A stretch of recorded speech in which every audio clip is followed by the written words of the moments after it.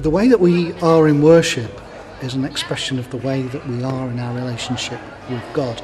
So whatever we do, I think, has to start with God. And I think there's a good argument to be made that God is in the Godhead multicultural. So in the Trinity, in that relationship. And born out of that relationship, you've got the development of the church. I do think people from different backgrounds enrich us as a community and as our understanding of the Christian faith. Getting ideas from people, from the members of the congregation, because every little suggestion or ideas do work. And then even from little children. So if you get from members of your congregation, you all work together and listening. In terms of generation, in terms of social background, even if you haven't got ethnic diversity. I think you need to recognise the culture of your church. Yeah. And what does that look like and who are you? And then recognise the needs within that church.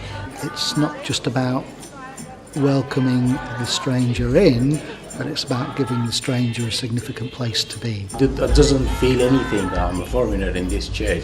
It's doing it together.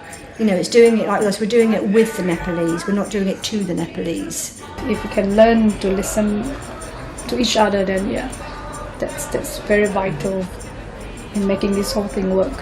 It's making sure everybody's view is heard, and not just heard, but it's valued and they feel able to share their views and opinions. We do mostly get heard, and when we do have an idea we try and compromise and make something out of it, so we all get in a way what we want. How dare me say I didn't like that today. It's another culture, as you say, expressing itself, and if we're not open to all of that, where are we?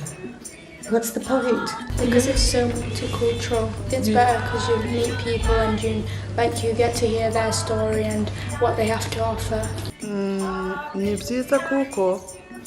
People with different cultures, we learn from each other. It is very helpful as we can get some knowledge, we acquire some knowledge from each other because of the differences. So we like it. Also, we have people, children and adults with additional needs.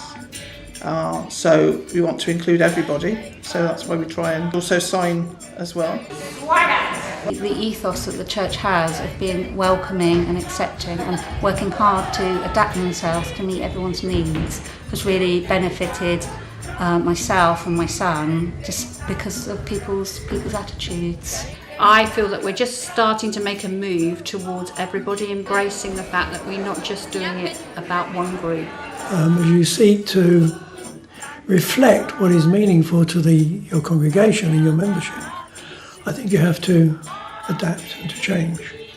So this business of being entrenched, what I prefer, what I like, what the church likes, that can be selfish. So I think you need to see how best you can serve and involve other people. That's actually quite a big risk that we see comfort, and actually what it is stagnating.